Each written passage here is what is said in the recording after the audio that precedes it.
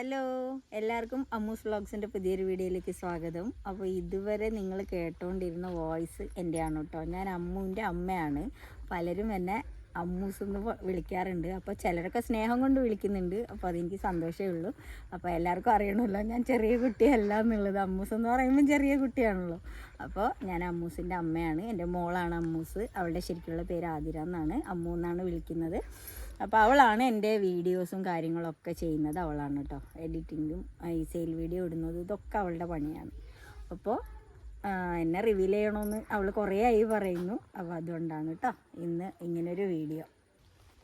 അപ്പോൾ നമ്മുടെ വീടെന്ന് പറയുന്നത് കാസർഗോഡ് ജില്ലയിലെ ഇങ്ങേ അറ്റമാണ്. ബദിയെടുക്ക എന്നാണ് നമ്മുടെ ഇവിടെ സ്ഥലത്തിൻ്റെ പേര്. ആർക്കും കേട്ടാൽ അങ്ങനെ മനസ്സിലാവില്ല. ഇങ്ങോട്ട് കണ്ണൂർ ഈ ഭാഗത്തൊക്കെ ഉള്ളവർക്കാണെങ്കിൽ മനസ്സിലാവും. എനിക്കിപ്പം ഈ യൂട്യൂബ് ചാനലിൽ വന്നതിന് ശേഷം കാസർഗോഡ് മുതൽ തിരുവനന്തപുരം വരെ അങ്ങ് തമിഴ്നാട്, കർണാടക, അങ്ങനെ ഒരുപാട് സ്ഥലത്ത് ഒരു നല്ല നല്ല കുറേ ഫ്രണ്ട്സ് ഉണ്ട്. അപ്പോൾ ഞങ്ങളുടെ ഈ ചാനൽ സപ്പോർട്ട് ചെയ്യുന്ന എല്ലാവർക്കും ഒരുപാട് നന്ദിയുണ്ട്.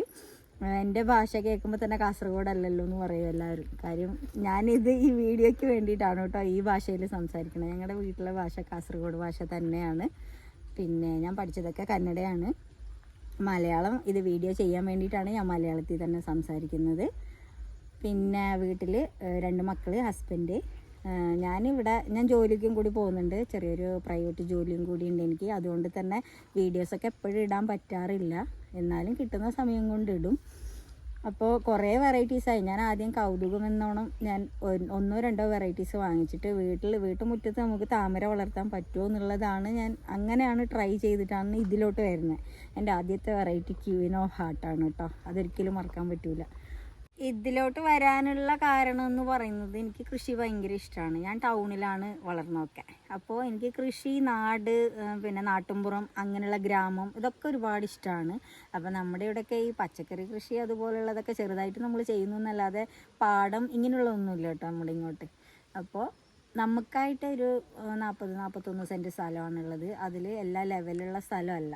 പക്ഷേ നമുക്ക് നല്ല വെയിലും കൂടി വേണം. ഈ താമരയ്ക്കൊക്കെ നല്ല വെയിലും കൂടി വേണം. അപ്പോൾ ഇതൊക്കെ നോക്കുമ്പം ഇങ്ങനെ ആദ്യം ഒരു 1-2 വെറൈറ്റി നമ്മുടെ മുറ്റത്ത് വയ്ക്കുമ്പോൾ വലിയ പ്രശ്നമൊന്നും തോന്നിയില്ല. പക്ഷെ പിന്നെ നമ്മൾ ഇൻട്രസ്റ്റോട് കൂടി പിന്നെ പുതിയ വെറൈറ്റീസൊക്കെ വാങ്ങി വന്നപ്പോഴത്തേക്കും ഇപ്പോൾ ഒരു 200-ൻ്റെ അടുത്തായി നമുക്ക് താമരയുടെ വെറൈറ്റി തന്നെ.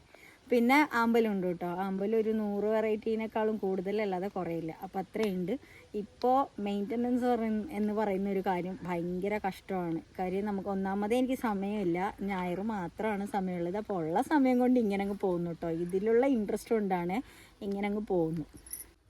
താമര മാത്രമല്ല കേട്ടോ, ഇതും എൻ്റെ ഒരു ഹോബിയിൽ പെടും.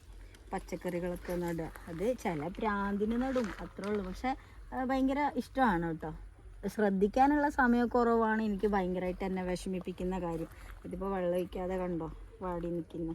നല്ല വെയിലുണ്ട് ഇവിടെ ഒരു 8 സെൻറ്റോളം നമ്മൾ താമരയ്ക്ക് വേണ്ടി സെറ്റ് ചെയ്തതാണ്. അപ്പോൾ ഇവിടെ മാത്രമേ വെയിൽ കിട്ടുന്നുള്ളൂ ശരിക്കും. അതുകൊണ്ടാണ് ഉള്ള സ്പേസിൽ പച്ചക്കറിയും കൂടി വളർത്തിയിട്ടുണ്ട് കേട്ടോ.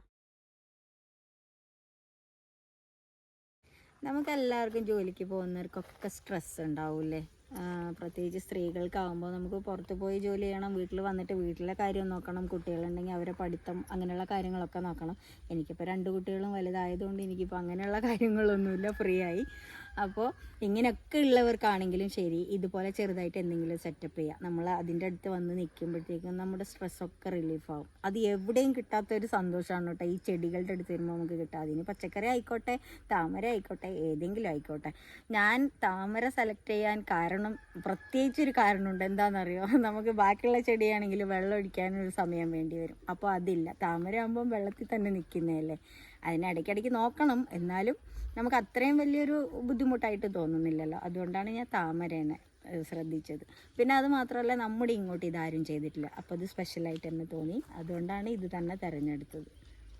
ഈ താമര ആമ്പൽ നടുമ്പോൾ നമുക്ക് മെയിനായിട്ടുള്ള പ്രശ്നം എന്താണെന്ന് പറയുക, ഒച്ച് വരും. ഒച്ചൊരു മെയിൻ പ്രശ്നമാണ്. പിന്നെ ആമ്പലിനാണെങ്കിൽ മുഞ്ഞയും വരും കേട്ടോ, നമ്മുടെ പയറിലൊക്കെ വരുന്നത്. അത് ആമ്പലിന് വലിയ കുഴപ്പമൊന്നുമില്ല. പക്ഷെ ഒച്ചങ്ങനെയല്ല. പുതിയ ഇലകൾ വരുമ്പോഴും മൊട്ട് വരുമ്പോഴും ഒക്കെ കടിച്ചു തിന്നും. താമരയ്ക്കാണെങ്കിൽ പ്രശ്നമില്ല. താമരയുടെ ഇലയുടെ തണ്ടിലാണെങ്കിലും മൊട്ടിൻ്റെ തണ്ടിലാണെങ്കിലും നമുക്ക് മുള്ള് പോലെ ഉണ്ട്. അതുകൊണ്ട് തന്നെ ഒച്ചിന് കടിച്ചു പൊട്ടിക്കാൻ പറ്റില്ല. അപ്പോൾ അതൊരു വലിയ പ്രശ്നമാണ്. ഞാനതിന് കെമിക്കലായിട്ടോ അങ്ങനെ ഒന്നും മരുന്ന് ഒഴിക്കാറില്ല. നമ്മൾ ഉപ്പിൽ ഇത് പറക്കിയിടും. അതൊരു വലിയൊരു ടാസ്ക്കാണ് കേട്ടോ. എല്ലാവർക്കും ഇതുണ്ടാവും, ഈ ഒരു ബുദ്ധിമുട്ട് എല്ലാവർക്കും ഉണ്ടാവും. എൻ്റെ ആമ്പൽ വളർത്തലിലെ ആദ്യത്തെ താരമാണ് കേട്ടോ. ഇതാ ഇതിൽ കാണാവോ, ഇതാണ് മുഞ്ഞ. ഇതിങ്ങനെ പറ്റിപ്പിടിക്കും, ഒരു തരം പേന് പോലെ.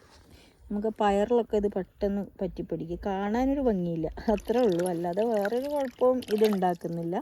കാണുമ്പോൾ ഒരു വൃത്തികേടാണ്. ഇത് ബ്ലൂ വിസിലാണ് കേട്ടോ. നിത്യവസന്തമാണ്, എപ്പോഴും പൂത്തുകൊണ്ടിരിക്കും. ഇതുപോലത്തെ ഒരു ആമ്പൽ ചെടി ഉണ്ടെങ്കിലും മതി. ഇതിൻ്റെ ഇലയിൽ നിന്നാണ് തൈ ഉണ്ടാകുന്നത്. അപ്പോൾ ഇലയിൽ ഇതിങ്ങനെ വരും.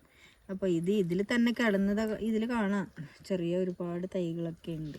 അപ്പോൾ ഇതുപോലത്തെ ഒരു ചെടി നമ്മൾ ഇങ്ങനെ മണ്ണ് ഇച്ചിരി വളമൊക്കെ ഒന്ന് സെറ്റാക്കിയിട്ട് നമ്മൾ നട്ടു കൊടുത്തു കഴിഞ്ഞാൽ രാവിലെ എണീറ്റൊന്ന് പുറത്ത് വന്ന് ഇതുങ്ങളുടെ അടുത്തൊന്ന് നിന്നാൽ മതി.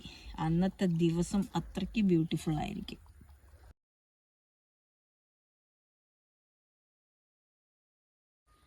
ഈ ഒക്ടോബർ, നവംബർ, ഡിസംബർ ഈ 3 മാസങ്ങളിൽ അധികം ആരും അങ്ങനെ താമര നടാറില്ല കേട്ടോ. ആദ്യമായിട്ടൊക്കെ തുടങ്ങുന്നവരൊക്കെ താമര നടാറില്ല. കാര്യം ഈ സമയം ചില സ്ഥലത്തൊക്കെ നല്ല തണുപ്പ് അനുഭവപ്പെടും. അപ്പോൾ അങ്ങനെയുള്ളിടത്തൊന്നും നമുക്ക് നല്ല സൺലൈറ്റ്, ഒരു 6 മുതൽ 8 മണിക്കൂർ വരെ സൺലൈറ്റ് കിട്ടിയില്ലെങ്കിൽ നമുക്കൊരിക്കലും താമര പൂക്കില്ല. അതുകൊണ്ട് തന്നെ പേടിച്ചിട്ട് തണുപ്പ് പ്രദേശങ്ങളിലുള്ളവരൊക്കെ ഈ സമയത്ത് നടാറില്ല. പക്ഷേ എനിക്കിവിടെ അങ്ങനൊരു ഇതില്ല കേട്ടോ. ഒരു 10, 15 മുതൽ 30 ദിവസം, ഒരു മാസം വരെ മാത്രമാണ് കഷ്ടിച്ച്, ഡിസംബർ പകുതി മുതൽ ജനുവരി പകുതി വരെ അത്രമാത്രമാണ് നമുക്കിവിടെ തണുപ്പ് ഫീൽ ചെയ്യാറുള്ളൂ. പിന്നെ ഞാൻ സെയിലിൻ്റെ ആ ഒരു പർപ്പസും കൂടി ഇപ്പോൾ ചെയ്യുന്നതുകൊണ്ട് തന്നെ ഞാൻ റീപോർട്ട് ചെയ്യാൻ സമയം പ്രത്യേകിച്ച് നോക്കാറില്ല. സമയം തെറ്റിയിട്ടാണ് ഞാനിങ്ങനെ നട്ടുവയ്ക്കുക. അപ്പോൾ അതിൻ്റെ ഫ്ലവറിങ് കഴിഞ്ഞിട്ട് എന്തായാലും ട്യൂബർ ആവാൻ വെക്കും, എന്നിട്ട് ട്യൂബർ എടുക്കും. അത് ഏത് ടൈമിലാണെങ്കിലും ഞാൻ അത് റീപോർട്ട് ചെയ്യുകയും ചെയ്യും. അപ്പോൾ അങ്ങനെയാണ് ചെയ്യുന്നത്.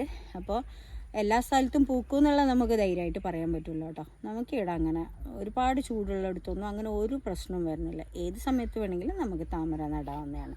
അഥവാ ഈ സമയത്ത് നട്ടാൽ തന്നെ നല്ല തണുപ്പുള്ള പ്രദേശങ്ങളിൽ നമുക്ക് ഫ്ലവർ ആവില്ല എന്നേ ഉള്ളൂ, പക്ഷേ ട്യൂബർ ആവും കേട്ടോ, കിഴങ്ങാവും നല്ല പോലെ. ഇന്നത്തെ വീഡിയോ എൻ്റെ ഫേസ് ഒന്ന് റിവീൽ ചെയ്യാൻ വേണ്ടിയിട്ടായിരുന്നു. അപ്പോൾ അതിൽ ഇത്രയും കാര്യങ്ങൾ പറഞ്ഞു. അപ്പോൾ ഇതുവരെ നമ്മളെ സപ്പോർട്ട് ചെയ്തതുപോലെ തന്നെ ഇനി തുടർന്നു നിങ്ങളുടെ എല്ലാവരുടെയും സപ്പോർട്ടും സ്നേഹവും നമ്മൾ പ്രതീക്ഷിക്കുന്നു. അപ്പോൾ നമ്മുടെ ചാനലൊന്ന് ഇതുവരെ സബ്സ്ക്രൈബ് ചെയ്യാതെ കാണുന്നവരുണ്ടെങ്കിൽ ഒന്ന് സബ്സ്ക്രൈബ് ചെയ്ത് നമ്മളെ സപ്പോർട്ട് ചെയ്യണം. തുടർന്നുള്ള നമ്മുടെ വീഡിയോസിനും സപ്പോർട്ട് ചെയ്യണം കേട്ടോ. അപ്പോൾ ഇന്നത്തെ വീഡിയോ ഇത്രയേ ഉള്ളൂ. അടുത്ത വീഡിയോയിൽ വീണ്ടും കാണുന്നവരേക്കും എല്ലാവർക്കും ടേക്ക് കെയർ, ബൈ.